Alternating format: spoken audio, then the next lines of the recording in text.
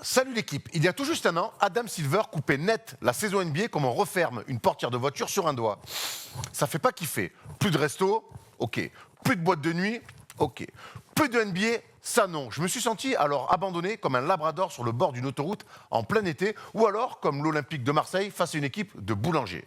Heureusement, la NBA est un maître responsable et n'abandonne jamais ses fidèles compagnons. Ruff. The Last Dance sur Netflix, match Hardwood Classic sur YouTube, les super playoffs dans la bulle, l'ordonnance fut chargée, mais il fallait bien ça pour soigner mon manque de basket. À bien y réfléchir, la NBA a sauvé mon été, tout comme les péniches sur les bords de Seine.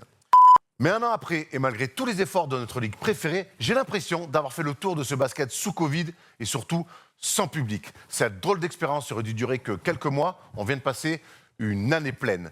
Si la NBA a repris un rythme normal, j'ai la désagréable sensation quand même qu'il manque encore quelque chose pour retrouver la NBA que j'aime tant, la vraie.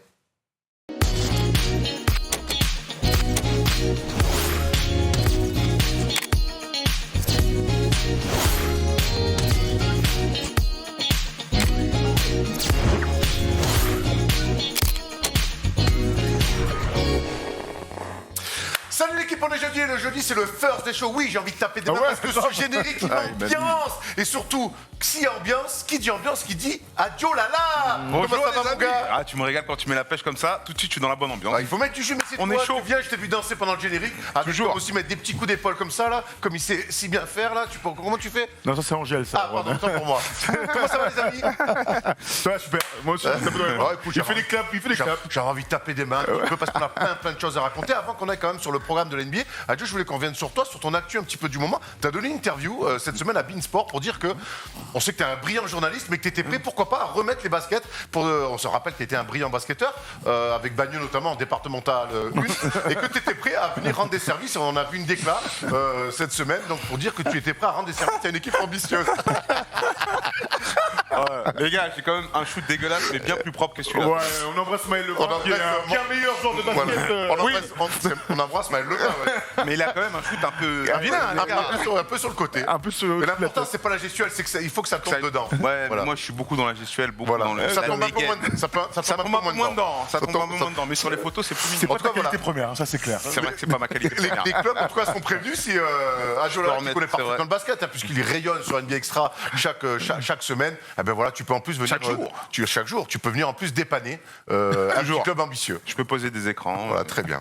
On va se contenter de ça. Au programme cette semaine, on a quelques news avec Lamarcus Aldridge mis sur le côté. Je vais me le faire, hein, je vous le dis tout de suite. Thomas n'est pas spécialement d'accord, mais on va parler donc de Lamarcus Aldridge mis sur le côté par les Spurs. On va faire un débat sur les Nets qui ont signé Blake Griffin. Est-ce qu'on n'est pas sur un recrutement trop bling-bling? On sait que là, j'ai deux mecs qui aiment un petit peu quand ça brille, qui aiment les strass et les paillettes. Est-ce que c'est pas too much pour les Nets? Est-ce qu'ils avaient vraiment besoin de notre ami Blake Griffin sur les rotules? On ira ensuite sur un focus avec André Drummond, qui lui aussi était dans un cas un peu similaire de celui de Blake Griffin. Il est pour l'instant toujours au Cavs, mis sur le côté, avec une fin de contrat importante. Il sera free agent cet été, buyout, transfert. Où ira André Drummond? On avait envie de se poser la question de l'avenir de ce pivot. Deux Fall-Stars, on a presque tendance à l'oublier. On finira par le traditionnel quiz avec une tension la semaine dernière au buzzer. Je ne sais pas si tu l'as vu. J'ai pas vu. Il y a eu un Earl Bookins qui est sorti, Thomas, une fraction de seconde, et on a eu la VAR. Et finalement, c'est Thomas qui a gagné. Finish, voilà, photo finish. sur l'épaule. Et sur l'épaule. Donc là, il y a Earl encore un Bookins, quiz c'est beau. d'un très haut niveau présenté par Tom Serravino. Voilà, on peut souffler, c'est parti. C'est parti pour les news. Ok.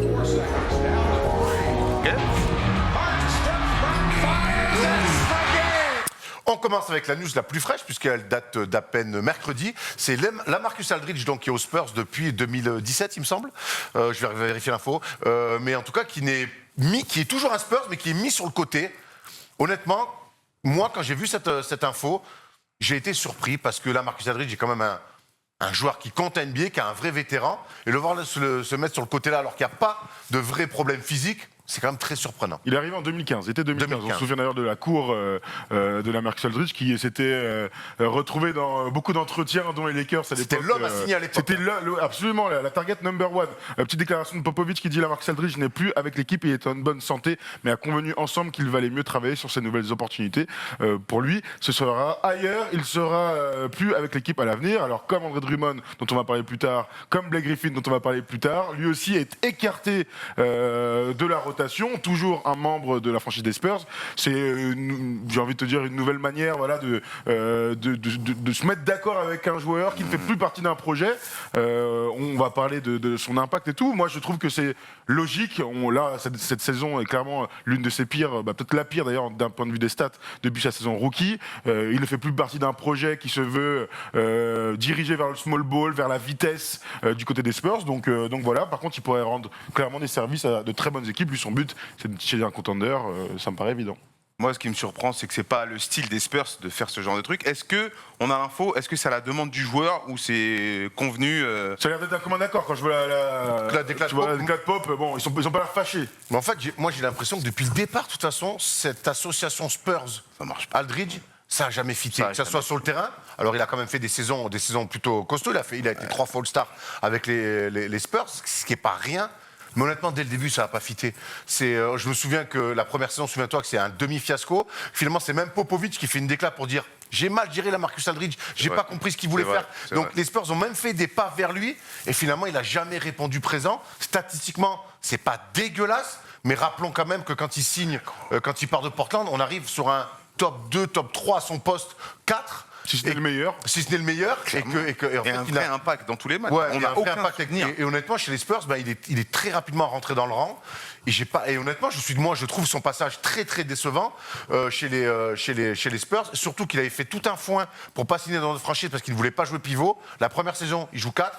Et depuis, il est que pivot chez les Spurs. Moi, je ne serais pas aussi dur. Oui, son passage aux Spurs est un échec, puisque le but, c'était d'amener 2 choses. D'abord, d'être la suite du Big Three, la suite de Tim Duncan, très honnêtement, et donc d'aller en finale NBA souvent, puisque les Spurs, depuis 20 ans, c'est une franchise qui trust les premières places de la conférence Ouest et la finale NBA. Donc oui, c'est un échec quand on prend le bilan notable. Mais même si vous dites que ça n'a pas fité, moi, je pense que ça a quand même fité. Et je n'oublierai pas qu'ils vont en finale de conférence contre les Warriors avec la blessure de Kawhi Leonard et avec Zaza qui lui met le pied sous le truc, sachant qu'il y avait un point d'écart à ce moment-là. Oui. Je ne dis pas qu'il les aurait passés, je dis qu'il était en bonne position et clairement le one-two punch Kawhi Leonard, la Marcus Aldridge aurait pu leur permettre d'aller en finale NBA à un moment donné. Derrière, il y a eu la brouille Kawhi Leonard et Spurs et je pense que la Marcus Aldridge n'a absolument rien à voir dans cette histoire. Donc oui, il y a un échec comptable. Maintenant, il n'empêche que le Big Three,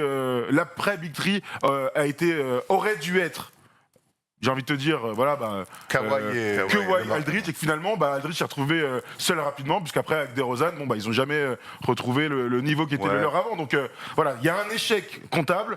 Maintenant, je suis pas aussi dur que vous en disant qu'il est pas qu'il est nul, mais je sais pas comment vous l'avez dit. Pas qu'il est nul, mais que c'était une catastrophe. Moi, la Marcus Aldridge a été l'un de mes joueurs préférés à une époque. Il a été avec Nowitzki, il se tirait la bourre, carrément pour être le meilleur poste 4 de la ligue. Et c'était honnêtement le Aldridge de Portland me régalait. Clairement. Il m'a jamais régalé chez les Spurs. Alors, oui, il y a des faits. Il n'y a aucun match référence de la Marcus Aldridge. Je me souviens en play-off d'un ou deux premiers matchs à 40 points. Mais il n'avait pas d'impact. Il a jamais retrouvé son niveau de Portland, jamais. Et au-delà du système Spurs, c'est lui qui a pas, je pense, pas pris ses responsabilités ou je sais pas les raisons exactes pourquoi il n'a pas retrouvé son niveau, mais pour moi c'est un échec total. Il a disparu, on l'a oublié carrément. On avait fait une interview de Bruce Bowen à Toulouse, donc Bruce Bowen en plus lui avait autorisé à reporter le numéro 12 parce que le numéro était retiré. Tout à fait. Et on lui avait dit, tiens, la Marcus Aldridge, comment ça se passe? Et il avait dit, mais on comprend pas, je comprends pas. Les Spurs ont tout fait pour le mettre bien. Et il se sent pas bien. Oui, moi, j'ai surtout l'impression que dans l'attitude, tu as raison, ils sont pas loin avec les Warriors. On va pas refaire l'histoire, mais ils sont dans la course. Ils sont dans la finale. Mais j'ai l'impression que dans l'attitude, il a très vite baissé les bras. Il avait plus d'ambition avec les Spurs. C'est ça, moi, qui m'a le plus gêné. Au-delà des stats qui sont plutôt corrects, hormis cette dernière saison, c'est dans l'attitude où j'ai jamais senti qu'il a voulu tirer cette équipe vers le haut. C'est vrai. Non, mais c'est vrai. Mais regarde, quand je vois le passage de DeRozan, qui est un score fantastique de la conférence Est, arrivé aux Spurs, on lui demande autre chose. Et même si son niveau ne pèse pas énormément, sa cote baisse. Et j'ai l'impression que c'est un peu la même chose avec Aldridge. Les Spurs sont ont une aura un peu chelou, c'est-à-dire une aura de victoire, la meilleure franchise du sport américain, mais par contre pour tous les autres joueurs qui sont arrivés après Parker, Ginobili et Duncan, eh ben t'as cette impression de voilà pas, tu vois, de lissage de leur aura, tu vois, et donc c'est peut-être aussi la faute entre guillemets de la franchise des Spurs. Je suis complètement d'accord, mais DeRozan a quand même bien plus d'impact. Mais Moi, je trouve Aldridge. Moi, je vois un mec qui est 3 All-Star, DeRozan il a jamais été. Ouais, bah d'accord. Enfin, mais alors, on va vraiment aller là-dessus. De Rozan cette année, il doit l'être déjà, par exemple. Ouais, mais il l'est pas. Moi, je jette beaucoup moins la pierre sur DeRozan que sur la marque Aldridge. Il n'empêche qu'avec DeRozan, ils se battent pour aller en playoff, et avec Aldridge, ils ont à un moment donné. Mais c'est pas le même roster. C'est pas le même roster. La franchise player, c'était John Temeray, c'est quand même pas pareil. Ah, ça, c'est mon problème, ça. Non, c'est pas pareil. Le bilan comptable, je suis d'accord, c'est un échec. Tu fais pas de finale. Maintenant, son passage, je vois un mec qui a progressé en défense. Je vous dis pas que c'est devenu Mutombo, mais en revanche, je l'ai vu faire des efforts sur un poste 5 qu'il n'aimait pas forcément. Oui, on peut regretter en playoff, être bon sur des débuts de série et derrière, mais comme beaucoup d'autres, voilà, physiquement s'écrouler. Il y a pas mal de choses à dire. Ça reste un échec, oui, mais bon, moi je ne tombe pas dessus comme vous. Bon, écoutez, dites-nous dans les commentaires ce que vous pensez de cette mise à l'écart d'abord de la marque Aldridge et puis même de son passage global chez les Spurs. On rappelle 3 fois All-Star, mais on a, en tout cas, Joe et moi, ce goût un petit peu d'inachevé. On s'attendait forcément à mieux. On n'enchaîne pas, pardon, mais juste dernier truc. Du coup, on réfléchit avec lui pour un transfert. Moi, j'ai envie de le voir à Miami. Parce qu'il y a quand même la suite, c'est bien qu'il soit de son côté. Moi, je crois le 25 mars, c'est la trade deadline. Moi, j'espère qu'à Miami, il ira, parce que dans un rôle de vétéran offensif, ça peut être vraiment cool. À côté d'Adebayo, en sortie de banc, en sortie de banc aussi, et puis tu peux le faire jouer aussi avec Adebayo, ça peut être pas mal. Il y a Portland, on rappelle qu'il y a une vraie filiation avec Portland quand même. Donc, et ça, c'est un truc qu'on ne dit pas, mais imagine si Aldridge était resté, avec les Damian Lillard, ce qu'il est devenu. Voilà, on pense souvent à un pendant intérieur, bon, ça aurait pu être plutôt sale. Je suis assez d'accord. On valide. Magie. Bravo. Voilà. Non, mais en fait, on va tout vous dire, parce qu'on est transparent avec vous. On a fait un petit cut parce que ma veste frottait trop dans le micro, ça faisait trop de bordel. Donc d'une veste stylée Nike, je me retrouve avec un t-shirt. Tour de magie, normalement, 10 rondelles, Erwan. Voilà, c'est ça. Je me trouve avec un t-shirt Uniqlo blanc, simple. Écoute, tant pis pour les socios. On enchaîne, on revient sur les news. On passe de NBA à la G-League, puisque Axel Toupane, qui est donc avec l'équipe de G-League des Warriors, s'est fait éliminer en demi-finale face au Magic de Lakeland. Mais on retiendra surtout le fait que Axel Toupane ait fait une super bulle. C'était à Détroit, je crois. Donc on voit une belle Chicago, aventure. Chicago, ouais. Vers les grands lacs. 32 minutes de temps de jeu, on le voit quasiment 18 points par an, 8 rebonds, des pourcentages plutôt très corrects. Et ça tombe bien puisqu'on a demandé à Axel de nous faire un petit récap de sa bulle et il était plutôt satisfait. Yo, First Team, Axel Toupane en direct d'Orlando. On vient de finir la bubble. C'était super intense. On a fait quelque chose comme 17 matchs en 25-26 jours.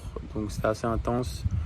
Voilà, bonne expérience dans l'ensemble, c'est plutôt bien passé. On a perdu malheureusement en demi-finale hier, mais je pense que tout le monde a pris du plaisir, a progressé, a passé un bon mois et demi de compétition. Donc voilà. En tout cas, merci du soutien, merci à vous et on se retrouve bientôt sur les parquets. Voilà, c'est tout le mal qu'on souhaite à Axel Toupane, maintenant c'est de retrouver sur les parquets et d'être appelé en NBA, puisqu'il a quand même montré qu'il était prêt à jouer. On enchaîne avec une déclaration qui m'a fait plaisir, c'est celle de Paul George, qui est revenu sur sa déclaration qu'il avait faite suite au panier, au museau même qu'il avait pris de Damian Lillard en playoff quand il était encore à OKC. J'ai été critiqué à raison, parce que j'ai dit que le shoot de Damian Lillard en playoff était un mauvais tir. Mais c'était un bon tir. On se souvient qu'on avait énormément débattu de ça. Ici, plateau, je crois, avec toi. C'était avec toi. Et on était plutôt nous sur le fait de dire que Paul George, alors sans dire que c'était une mauvaise défense, mais quelque part c'était pas non plus une bonne défense parce qu'il avait laissé Lillard se mettre dans son rythme. Il revient sur ses paroles. Qu'est-ce qu'on en pense ? On en pense que c'est un beau mea culpa et que bon, il aura mis quelques mois à s'en rendre compte, quelques années même plutôt, de 1 an et demi, 2 ans, à s'en rendre compte. Ce qui est marrant, c'est que lui s'en rend compte, mais que toutes les défenses NBA ne s'en rendent pas compte et que on pourra en discuter autant de fois qu'on veut. Laisser Damian Lillard quand il reste 15-20 secondes dans un match c'est serré, dribbler comme ça, que ce soit à 5, 10 ou 15 mètres. C'est une mauvaise défense. Donc faites autre chose et puis on verra si les autres sont capables de sanctionner. Sur Adjolala ou Aaron Abotren, tu peux effectivement laisser dribbler, mais sur Damian Lillard... Non, mais là, je pense qu'aujourd'hui, match 7, dernière possession, on n'est pas à 2 mètres de Qu'est-ce qu'on Lillard. fait alors ? Qu'est-ce qu'on fait ? on le colle au maximum.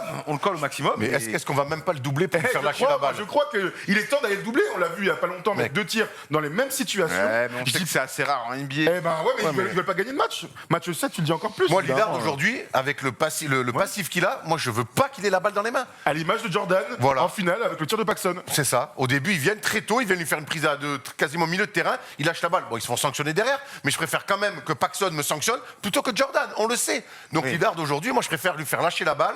Et ben, si c'est McCollum ou d'autres, mais qui peuvent le faire aussi, mais au moins, j'ai moins de regrets. Lillard, on Au sait moins, qu'il t'as va te tenté un tuer. truc. Voilà. Là, c'est vraiment le poison lent, comme ça, t'es là, il dribble là, hop, il fait un step back, il marque. Ah bah ouais, mais c'est bon, on l'a vu, hein, Après, beaucoup trop de fois. Autre chose, la déclare vient à la suite du All-Star Game. Et moi, bon, ils ont fait copain, ils ont discuté. Tu connais... J'aimais bien cette rivalité, j'aimais bien ce petit bif et tout. Si maintenant on n'a même plus ça, encore un bif en moins. T'inquiète pas, il y a toujours Westbrook qui va qui sera dans les bifs. Oui, mais avec bon, le lui sera Tecmo, pas en paix. heureusement. Mais là, les Clippers, j'ai l'impression que cette année, ils veulent se racheter C'est la complètement. rédemption. C'est presque même trop, des fois. Ouais. J'ai l'impression que c'est un peu Ils sont trop. passés de gentil, Thug Life, voilà, maintenant, bien ça. S'il te plaît, on vient de merci, LA, bonjour, on vient du vas-y, Watts, frère. maintenant, oui, Ouais, on est ouais. copains, ça va.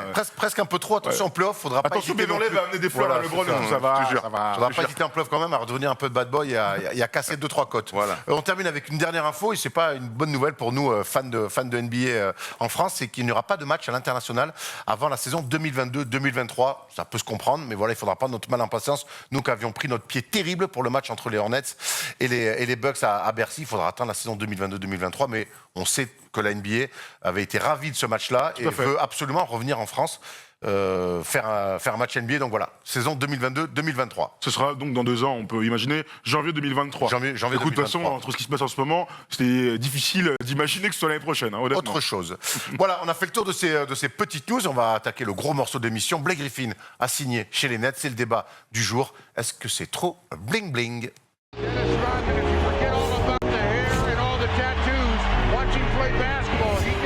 Sur les rotules chez les Detroit Pistons, Blake Griffin s'est fait mettre sur le côté. Il a négocié un buyout où il a laissé un petit peu d'argent aux Pistons. 10 millions. Il a quand même 10 pris, millions. il a quand Il a même pris pris 29 un bon pactolas. Du coup, Blake Griffin était libre de signer où il voulait et il a choisi les Nets. Alors, messieurs, tout de suite, pour commencer, votre première impression, quand vous avez vu Blake Griffin signer aux Nets, qu'est-ce que ça vous a inspiré? Du seum. Moi, pas du seum. J'aime bien le terme bling-bling parce que je me suis dit, est-ce que les Nets ils vont le chercher vraiment pour changer le niveau de l'équipe? Non. Est-ce qu'ils vont le chercher pour son blaze? Oui. Et est-ce que c'est trop bling-bling? Je sais pas. Les Nets, ils mettent 5 millions sur Blake Griffin, ça leur coûte rien. C'est comme quand tu mets un petit pari sur une grosse cote. Bon, ça passe, t'es content, mais sinon, t'as rien perdu. Mais c'est bling-bling. Oui.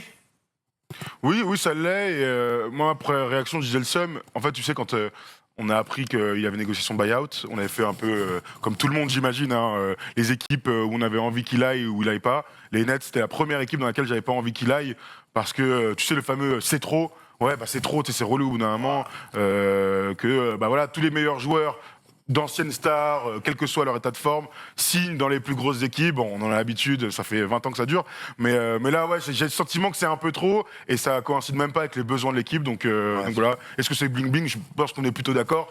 Ça l'est et tu seras le premier à le dire, Erwan. Ouais, je trouve ça bling-bling, mais en même temps, je me pose la question, je me dis, on lui reproche presque de signer aux Nets, et on reproche aux Nets aussi de le signer, mais on tombe beaucoup sur le cible sur Blake Griffin en disant, ouais, ben, ring chaser maintenant. Mais en même temps, vous voulez qu'il fasse quoi? Ouais. Avec la carrière qu'il a, avec la carrière qu'il a, Blake Griffin, clair. dans l'état physique dans lequel il est, vous voulez qu'il aille quoi? Qu'il aille à Orlando, les aider à grandir? Mais il n'a rien à branler d'aller. Au minimum. Tu veux qu'il aille à Sacramento pour leur faire franchir un cap? Mais il s'en bat les couilles. Voilà, Aujourd'hui, non, ce qu'il bien veut, sûr. Blake Griffin, Bah le oui. seul truc qui peut l'intéresser dans sa fin de carrière, avec le peu de temps qu'il lui reste à jouer, parce que je pense que vraiment son corps l'a abandonné. Mais je pense qu'il le dit. Mon seul objectif est d'aider à gagner un titre. C'est plus ou moins réalisable en fonction des saisons. Mais c'est pourquoi je vais chez les Nets. Je suis pas persuadé que les autres prétendants au titre, que ce soit les Lakers, les Bucks, les Clippers, se soient beaucoup renseignés sur lui. Ouais. Donc quelque part, qu'est-ce que Blake Griffin aurait pu faire d'autre? Non, mais lui, c'est 100%. T'as Il a raison. 100% raison d'aller aux Nets. Bah, dans À la le, place dans de- le- oui, dans le cas où son seul objectif, c'est la Bah, base. c'est ça son seul objectif, de toute façon. Visiblement. Il a quoi d'autre comme objectif? Il a pris le C'est son cash. seul Non, mais objectif. tu sais que c'est un peu la mode, un peu donc par rapport à Kevin Durant, mais ça n'a rien à voir. Mais On ça a avait dit, rien à- oui, il était allé au Warriors pour Mais ça a rien à prendre voir. des bagues. Blake Griffin, il fait pareil. Là, c'est pas pareil. Mais ça quoi. n'a rien à voir. Ça n'a Ça n'a rien à voir. Justement, je reviens sur ce côté bling-bling. Est-ce que dans un vestiaire, avoir à un moment donné 5 All-Stars, d'ailleurs, on va voir que c'est pas la première fois que ça arrive chez les Nets, mais d'ailleurs, même en NBA, d'avoir 5 All-Stars comme ça, potentiels dans un vestiaire, est-ce que ça peut pas mettre un petit peu de côté d'autres joueurs? Je pense à Timothée Luwawu-Cabarrot, à des Bruce Brown Jr., à des mecs dont tu vas avoir besoin, des vrais soldats.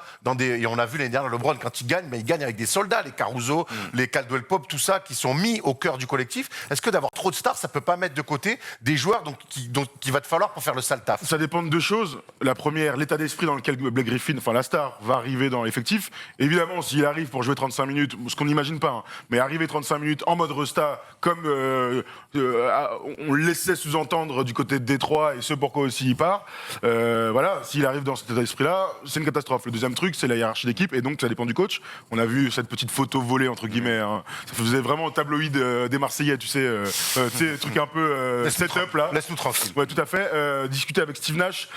Steve Nash, lui, il sait que dans la hiérarchie d'équipe, c'est important d'avoir ses superstars, et il en a beaucoup. Et les mecs autour, les soldats, Bruce Brown Jr. est en train de prendre une place très importante dans son système. Donc on n'imagine pas Steve Nash d'évaluer Bruce Brown Jr., Timothée Luwawu-Cabarrot ou Jeff Green, admettons, pour faire une place pour Blake Griffin. Je pense Voilà. que Nash a dit clairement à Blake Griffin quel va être son rôle.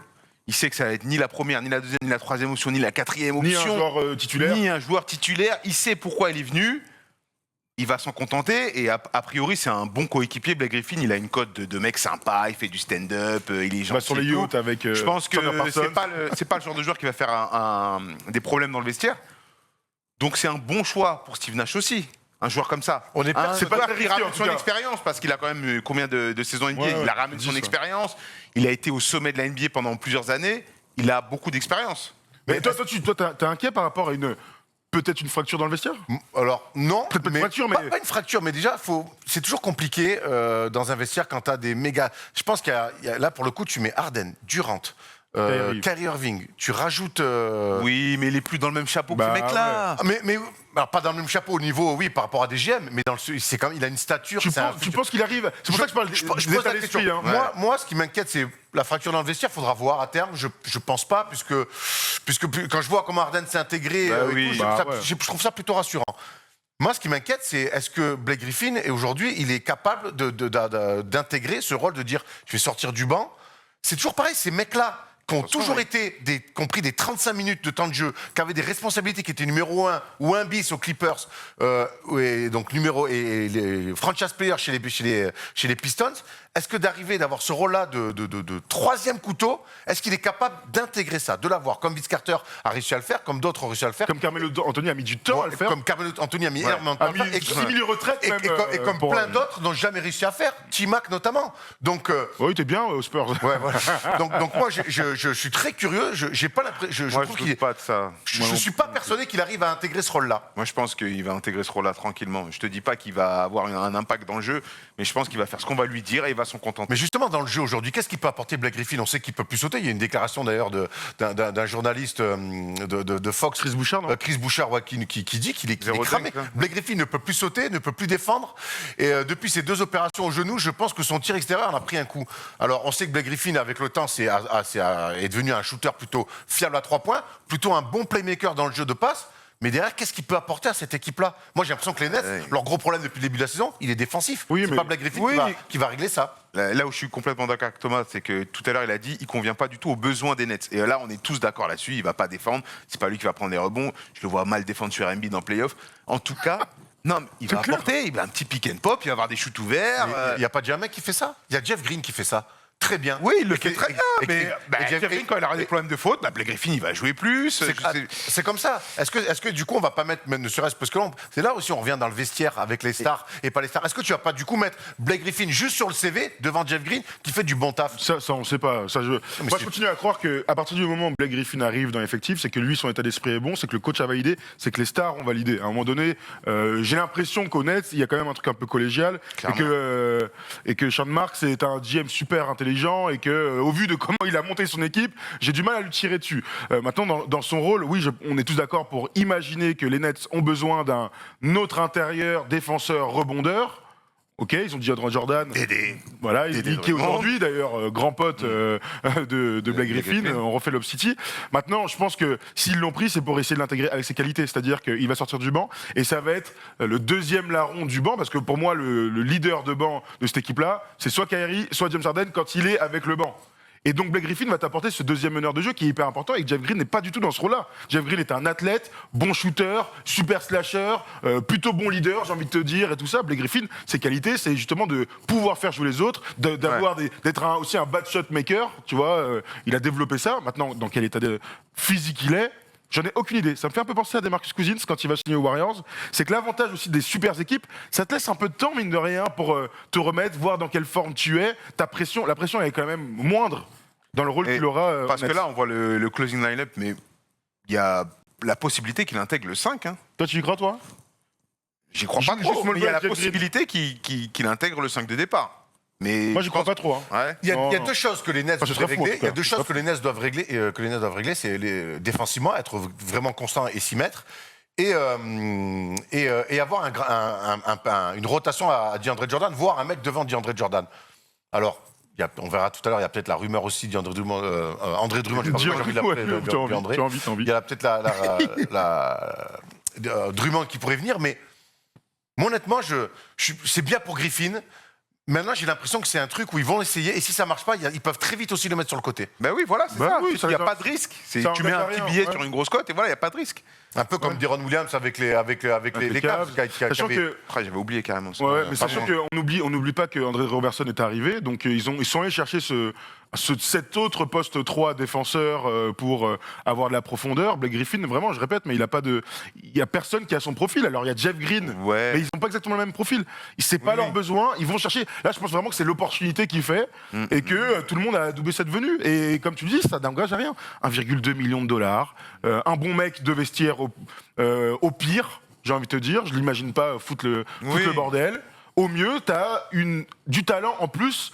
Dans l'idée des grandes séries de playoffs. Ça se trouve que Blake Griffin aura son bon match en playoffs, et s'il a ça dans le run des playoffs, ce sera une bonne recrue. On est d'accord qu'il suffit qu'il mette ne serait-ce qu'il fasse 4 bonnes minutes pour finir un match important et qu'il les fasse gagner, et ça sera déjà rentable. Exactement. C'est rentable. C'est rentable. On va prendre quelques commentaires, pardon, je t'en prie. Excuse-moi, en plus on peut le sentir ultra motivé. Bon, on voit à Détroit, il n'était pas motivé et tout. Là, je pense qu'il va être ultra motivé, il aura envie de prouver qu'il peut encore gratter quelque chose.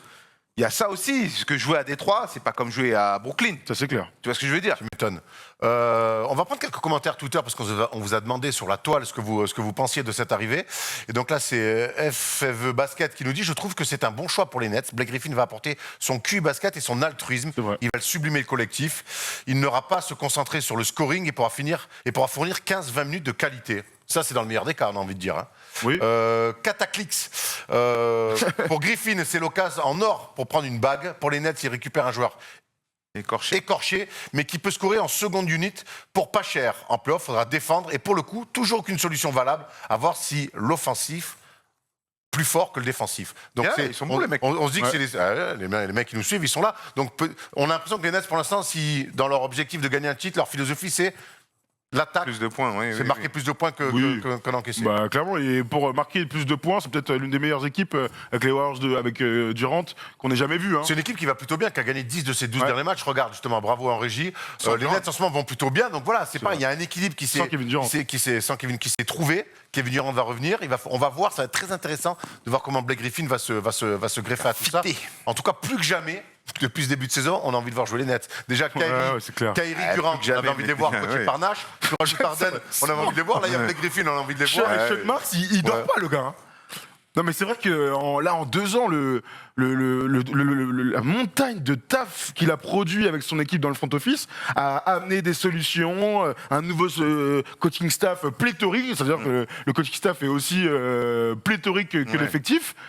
Il dort pas, mais on n'a quand même pas le défenseur et le rebondeur et le rim protecteur dont ils ont besoin. Ce que je retiens dans tout ça, et on connaît les qualités et aujourd'hui les limites de Blake Griffin, ce que je retiens dans ce que vous dites et dans ce que certains disent sur Twitter, c'est on ne règle pas les problèmes Voilà, c'est ça. premiers des Nets. Et moi, ça me gêne. Ça, Ouais, on est ouais. là, Et moi, ça, je suis d'accord. quand je vois, et on va aller tout à l'heure sur le focus, que les Lakers lorgnent un André Drummond pour justement durcir leur secteur intérieur, je pense qu'au bout d'un moment, les Nets doivent aussi se calquer sur leurs futurs adversaires que vont être les Sixers, Joel Embiid, et avec oui. un secteur poste 5 très avec Bradley et Poirier qui jouent pas, mais en tout cas, ils ont et Dwight Howard. Surtout, ouais. Surtout, j'avais oublié. Donc, tu vois, donc ça va être leur secteur intérieur chez les Sixers. Il faut qu'ils se focalisent là-dessus parce qu'ils risquent de les croiser en playoff. Et si tu vas en finale, imaginons que c'est les Lakers, ben, sur Anthony Davis, sur potentiellement Drummond, Gasol, Oui. Harrell. Il y a un autre truc, c'est que j'ai aussi la sensation, dites-moi ce que vous en pensez, que les Nets parient sur un DeAndre Jordan très bon en playoff, un peu comme Rajon Rondo l'année dernière. C'est-à-dire que c'est quand même des profils d'expérience, des profils, en fait, pour qui la saison régulière est une motivation, bon, j'ai envie de dire, banale. Alors, playoff Rondo, on le connaît, DeAndre Jordan, c'est une autre affaire, mais Ouais, ce que tu as j'allais dire. peut-être aussi ça en tête. Playoff Jordan, c'est pas Playoff DeAndre. hein. Jordan, ouais. Ça, Non, c'est mais il a clair. effleuré- C'est pas lui qui faisait ça, là C'est pas lui. Dennis Ah, Jordan, pardon. Dennis Non, mais- Jordan, il a effleuré le haut niveau des playoffs. Non, mais je sais, mais Non, c'était- et surtout- peut-être qu'il et croit surtout, nous- aussi énormément en N'oublions DeAndre pas, Jordan en n'oublions pas playoff, que DeAndre Jordan, sur tous les craquages des Clippers, il est sur la pelouse. Hein. Clairement. Bah ouais, non, c'est clair, Clairement. c'est clair, c'est clair. Et donc, Non, mais c'est pas lui non, qui mais- va défendre. Bah, c'est la question que je me pose. En tout cas, il y a une interrogation. Moi, de ce que je vois sur cette saison Il est- régulière, je trouve quand même que, surtout depuis que Jarrett Allen est parti, ben, il souffre terriblement de la comparaison. Donc, à voir. Si effectivement on mise sur l'expérience de DeAndre Jordan, c'est un pari risqué. Le C'est dernier un pari. truc, c'est il y a Spencer Dinwiddie qui est toujours là, qui est blessé et qui est la meilleure monnaie d'échange. Ils n'ont clairement pas besoin du bon Spencer. C'est Oui. Spencer Dinwiddie avec son contrat à 12 millions. Qui est cadeau, qui est cadeau. Ouais, qui est cadeau. Enfin, il faut en faire quelque chose en fait, même s'il est blessé. Hein. Mais en contrepartie, c'est peut-être avec ça qu'il faut aller chercher un. Ils ont réactivé aussi Nicolas Tout à fait. Clarkson. Mais Claxton, mais c'est toujours pareil. C'est des jeunes gars, c'est pas en playoff. C'est trop pour ces petits jeunes de leur demander ouais, des trucs ouais, comme ça. c'est clair. Même s'il a du talent. Voilà, écoute, dites-nous dans les commentaires ce que vous pensez du futur des Nets, de l'intégration de Blake Griffin. Et si vous pensez que Blake Griffin a bien fait d'aller chez les Nets, et si les Nets ont bien fait de signer Blake Griffin. On va parler d'un autre cas compliqué, voire cas social celui-là. C'est André Drummond n'est pas DeAndre Drummond. Le focus. They do have a timeout. Decide not to use it. Curry, way downtown. Bang! Bang! Il pourrait rééquilibrer quelques forces en présence en NBA. André Drummond est pour l'instant toujours chez les Cavaliers. J'ai du mal, hein. André Drummond est toujours chez les Cavaliers, qui n'en veulent plus. Il est mis sur le côté. Ce bon Dédé, 2 fois All-Star, on le rappelle, 2016-2018. Dédé Drummond s'est perdu, les gars. On va pas se mentir depuis quelques années. Pourtant, ses stats n'ont pas spécialement baissé par rapport à son prime quand il était All-Star. Voilà, cette année, déjà, c'est 17 points par match, quasiment 14 rebonds, 1,2 blocs, des bons pourcentages. Qu'est-ce qui se passe avec André Drummond ? Comment on peut expliquer que ses stats ne soient pas spécialement en baisse, mais qu'il soit comme ça mis sur le banc de la société de la NBA ? C'est un âne batté. Hein. Voilà, on va commencer par ça. t'es dur, t'es dur. Non, c'est un âne batté, je te le dis. C'est un gars qui, d'après nous tous, a du talent à revendre. Vrai bon joueur, incroyable rebondeur, mais qui manque clairement d'impact sur des matchs. Et il a été All-Star, il avait 22 et 24 ans. En fait, il avait des stats brutes de très haut niveau et c'était une équipe de playoff. D'ailleurs, les Pistons, c'était Reggie Jackson, entre autres. On voyait en lui quand même le futur de la NBA, tu vois, dans ce renouveau des pivots. Il aurait dû avoir son mot à dire. Potentiellement, le futur meilleur pivot NBA, on en parlait comme ça, quoi. Mais le truc, c'est que DeAndre Drummond s'y perd, on l'a dit à de très nombreuses reprises, s'y perd dans son jeu à faire des trucs de pivot ultra talentueux, voire de deuxième arrière, et a du mal à rester concentré d'un bout à l'autre dans un match. Dans le foot, c'est pas très grave si tu disparais 5 minutes et que tu es en train de marcher et que tu regardes le public. Dans le basket, ça se voit un peu plus puisque tu es tout le temps mis à contribution. Et DeAndre Drummond, cette année encore plus qu'à n'importe quel moment, on l'a vu par moment être à un niveau All-Star sur 1, 2, 3 actions et sur les 3 actions d'après être à un niveau catastrophique. Donc, et j'ose imaginer son état d'esprit aussi, parce qu'à l'arrivée de Jarrett Allen, je l'ai vu avoir des mimiques sur des fins de match où il était benché, de non-leader, de poison de vestiaire. Je suis 100% d'accord avec tout ce que tu as tant dit. mieux. Allez, on passe au jeu. Non mais regarde, tout à l'heure tu disais Dédé Drummond va équilibrer les forces. Moi je trouve qu'il va déséquilibrer les forces. Dans n'importe quelle franchise où il arrive, contender, hein, je parle. Bah directement ils vont être favoris. Il va aux Nets, les Nets sont favoris. Il va aux Lakers, les Lakers sont favoris. Donc il a tout ce que tu as dit de négatif, mais il a le talent qui fait que dans n'importe quelle équipe où il va atterrir, direct. Je vais essayer de défendre un petit peu l'indéfendable parce que je suis assez d'accord avec ce que vous dites sur André Drummond parce que effectivement moi quand je le vois dribbler entre les jambes vouloir prendre des tirs à 3 je dis mais qu'est-ce que tu fais? Je trouve qu'au plus il vieillissait et au plus il s'inventait une vie et il y avait du déchet dans son jeu alors qu'il est censé faire l'inverse. Mais il n'empêche que je vais essayer de le défendre quand même. Est-ce que ce mec-là est tombé dans tombé dans un contexte sain avec un entraîneur qui a cru en lui? Entièrement d'accord avec ça. C'est ça. Entièrement d'accord avec ça. C'est exactement ça. Et comment tu veux qu'il soit concentré à Cleveland? C'est pas compliqué. Après, il faut une bonne saison. Je suis désolé, mais autant on est tous d'accord, il n'a jamais trouvé son coach, son mentor. Il a été payé comme une première option, ce qu'il ne peut pas être au vu de ses qualités. Et c'est pour ça que tu as raison, il a le talent pour venir dans un effectif et sublimer un très bon effectif. Là, tu parles des Nets, des Lakers, tu as le champion en titre et l'un des ultra favoris. Oui. Donc forcément, oui, ou on pourrait parler des Clippers. C'est des très bons effectifs, tu rajoutes à ça un bon joueur. Mais la question qu'on se posait à la base, c'est est-ce qu'il peut être le pivot le plus dominant de la Ligue? Non, il ne peut pas l'être. Ça, on est d'accord. Donc oui, être le 5e meilleur joueur d'un 5 majeur, je pense que l'équipe sera très bonne. Effectivement, et oui, il n'a jamais trouvé l'environnement. Il fait partie de ces joueurs, et il y en a énormément en NBA qui sont très forts d'un point de vue des stats, qui ont de l'impact globalement, mais qui sont pas assez forts pour changer le visage d'une franchise. Ils sont très peu. On va pas construire une franchise autour de Dédé Drummond. Il n'empêche que Dédé Drummond est aujourd'hui en bonne santé, qui peut encore rendre de fiers services, et donc il y a deux options pour André Drummond, c'est ou un buy-out avec les Clippers. Avec les Cavs, ou un buy-out, ou un transfert. Et là, on voit les différentes options. On voit donc qu'il est en fin de contrat. Cet été, il sera donc en fin de contrat. Il lui reste cette saison pas mal d'oseille à prendre. Donc 6 transferts. Il y a Toronto, Miami, les Nets, encore eux, et les Celtics qui sont dessus. 6 buy-out. Et d'ailleurs, Dédé Drummond l'a annoncé. Hoyford ne s'en est même pas caché. Direction les Lakers. J'ai du mal à imaginer un transfert. Moi, j'ai entendu plus qu'il avait le souhait de rejoindre les Nets, plus que les Lakers. Moi, la dernière rumeur, c'était les Lakers. Il y a eu un truc qui est sorti en disant, dans le cas d'un buy-out, il ira aux Lakers. Le truc, c'est que 28 millions de dollars, c'est beaucoup. C'est un contrat expirant. On a d'ailleurs, les Cavs avaient fait ce pari l'année dernière de dire, on va récupérer Drummond pour rien. C'était vraiment pas grand-chose. Je sais même plus qui y avait.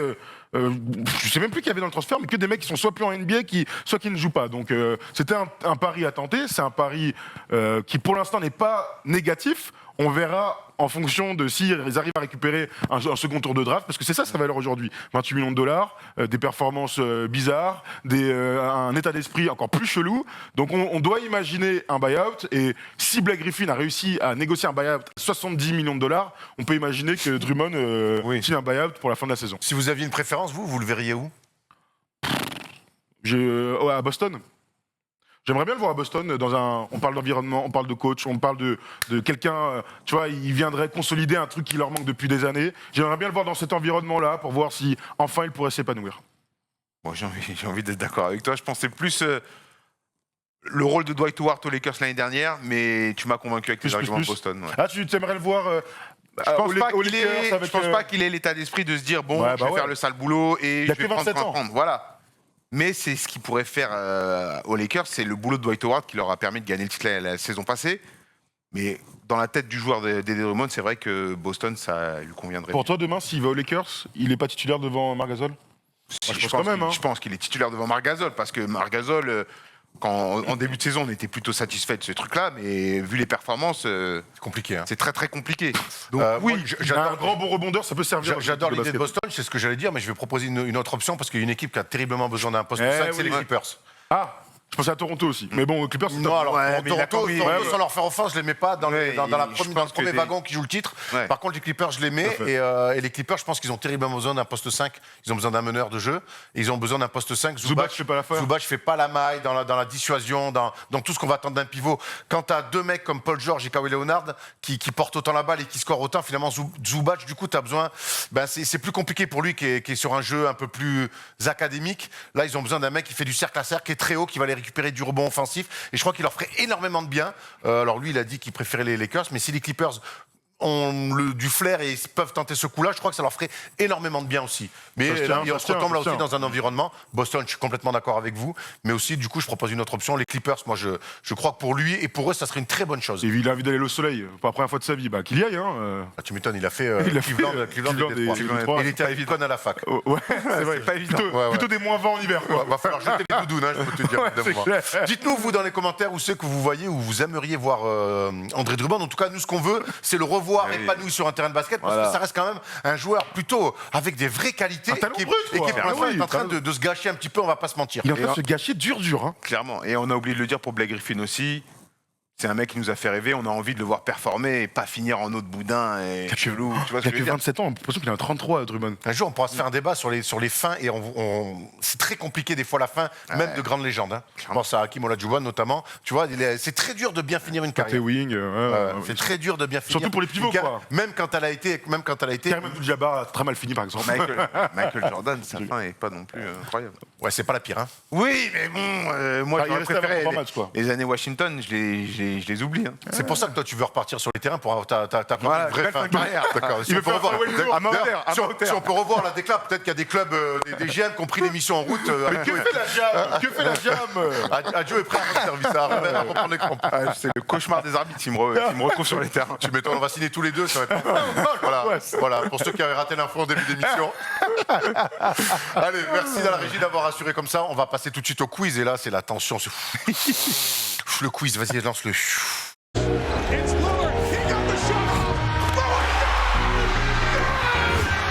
Allez, qui dit fin d'émission dit quiz et dit animateur de génie. Ça va les gars, vous êtes en Calme-toi, forme? Samuel Etienne. Je fais moins de polémique. Hein. Ouais, heureusement. Et moins de politique. Oui, bravo. Mais je fais une blague parce que je suis en tension, je vous le dis, j'ai la pression. Ce coup, c'est devenu un truc que j'ai du mal à vivre. Erwan, calme-toi. Moi, je suis comme Mathieu Bodmer. Je pense que le sport, c'est pas la pression. La pression, c'est de ne pas pouvoir nourrir ses enfants à la fin du mois. Il a dit ça, Mathieu Bodmer, et je le rejoins. Effectivement, dans ce cas-là, il n'y a pas trop de pression. Ça tombe bien, j'en ai pas, donc ils manqueront de rien. Juste avant de commencer le quiz, j'ai une petite question. Oui. Griffin, il part de Détroit. Et Drummond de Cleveland. Mais si vous deviez choisir une franchise entre les deux, vous iriez où? Détroit. Détroit largement. Pourquoi Détroit? Pour l'histoire. Ouais, plus grande franchise. Ok, pas mal. Mais sur la ville, non, rien. Il paraît que Cleveland, c'est de Il y a mieux Eminem en à Détroit, mieux. c'est pas mal. Ouais, mais je suis pas sûr qu'il y vive encore. Il doit vivre à Miami, comme tous les autres. Dans une caravane. On commence avec un nouveau jeu qu'on a fait avec Jérémy.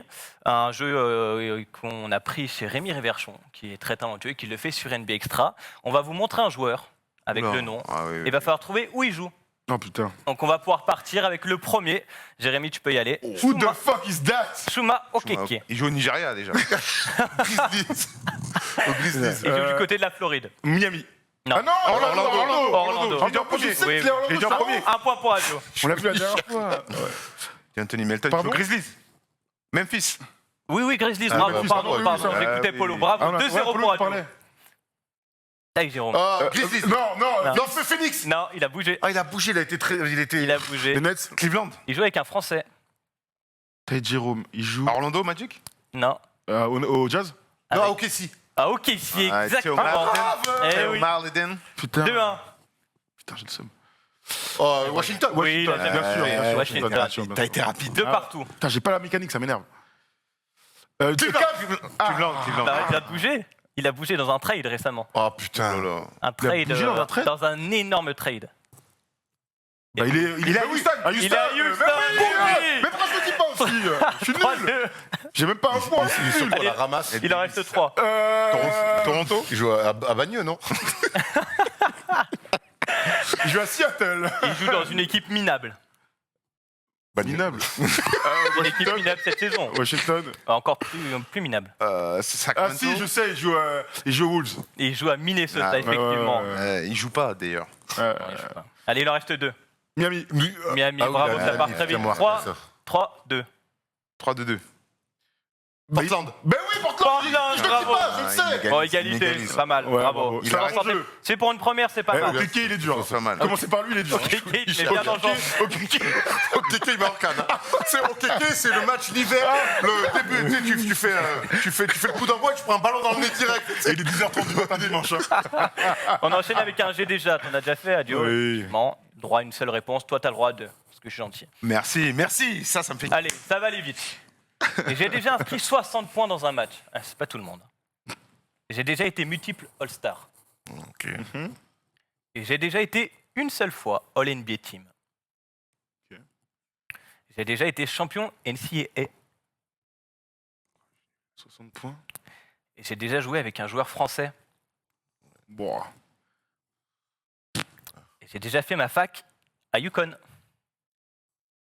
Kemba Walker. Kemba Walker, j'allais le putain, dire. sur le fil, hein, parce qu'après j'avais plus de Putain, phrases. Je j'allais vais dire dire. qu'il avait Il a joué fait au 60 Hornets. points, Avec Batum. joué avec Ouais, Batum. 60 points, une Ouais, seule fois NBA. putain, Ça sentait le j'étais en meneur quai. quand même.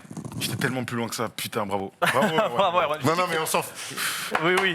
C'est là le moment important et tu le Très sais. mauvais aujourd'hui, je me sens mal. D'ailleurs, je trouve ça pas juste qu'en fait tu puisses gagner les deux premières étapes et que tout se joue sur le qui suit. Mais ça met une tension incroyable. Et comment on devrait faire? Je sais pas. Non, faut qu'on garde ça parce que ça met une bien tension. sûr. Alors laisse-moi enchaîner. Qui suis-je? Je suis né le 12 avril 1976 à Fort Wayne. Ah où? Fort Wayne. Fort Fort Wayne. Wayne. Ok. Alabama, non, pas du tout. J'ai fait ma carrière universitaire à Purdue. Aïe, aïe, aïe, aïe, aïe. Oh, je sais qui c'est. Moi aussi, je crois que je sais qui c'est. Vas-y. Un Non, faut pas le cursus dire, complet. De 94 à 98. Ah non, C'est pas lui, c'est pas lui. Pour ma saison senior avec Purdue, j'ai inscrit 17,2 points et 9 rebonds. Ok. Je me présente donc à la draft 98, draft d'un certain Nowitzki. Pourtant, la grande différence de Dirk, je ne serai sélectionné par 0 équipe. Ah, shit. Belle déception, mais pour pas me laisser abattre, je pars en Italie faire une pige d'1 an. Oula, Côté oula, du oula. Pini Viaggi Livorno. Ok. L'année suivante, je réalise enfin mon rêve, puisque je signe en agent libre du côté des Hornets de Charlotte en 99. Oh, j'ai envie de lâcher un blaze. J'ai une seule réponse en plus. Oui. Ah, j'ai envie de lâcher un blaze. Je jouerai 38 matchs lors de ma saison rookie Ah. avec 12 minutes de moyenne pour 6 points et 3 rebonds. La saison suivante, 99-2000, je prends des minutes puisque je jouerai 17 minutes pour presque 8 points et 5 rebonds. Mais c'est qui ce bâtard? 2 saisons prometteuses qui plaisent... Mon cœur, il est à 2000. Incroyable. Attends, Qui plaise à qui je veux pas dire de bêtises, qui plaisent aux Bulls de Chicago. Je les rejoins en tant que free agent en 2000. Je rentrerai dans le 5 lors de 45 matchs avant d'être titulaire toute la saison suivante en 2001-2002.